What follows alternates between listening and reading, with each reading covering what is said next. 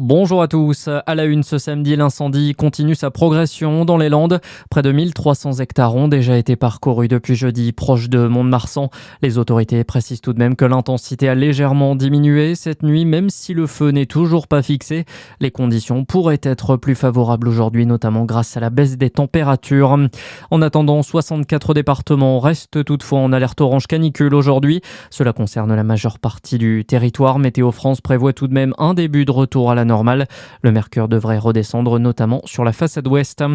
L'actualité, c'est aussi ce drame en Haute-Savoie. Un homme de 30 ans a perdu la vie hier à Sixte fer à cheval. Il a été emporté par une coulée de boue. Une jeune femme a également été légèrement blessée.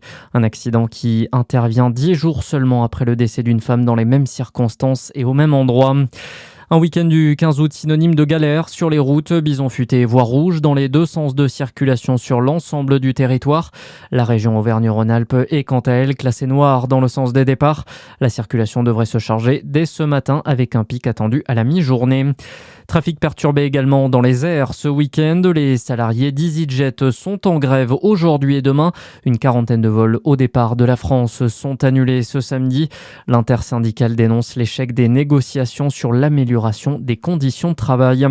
Dans l'actualité internationale, le détroit d'Ormuz sera bientôt un territoire des États-Unis. La déclaration de Donald Trump depuis New York hier. Le locataire de la Maison-Blanche a assuré vouloir s'emparer du territoire une fois la guerre avec l'Iran terminée. Selon le président américain, Washington aurait la main mise sur le détroit, affirmation démentie par Téhéran. Et puis dans les bassins, Léon Marchand, qualifié pour les finales du 200 mètres papillon au championnat d'Europe à Saint-Denis. Il a remporté sa demi-finale en réalisant le meilleur chrono de la série hier. Le nageur toulousain qui pourrait décrocher son tout premier titre individuel de la compétition ce soir en finale. C'est à suivre à partir de 18h30. Bon samedi à tous.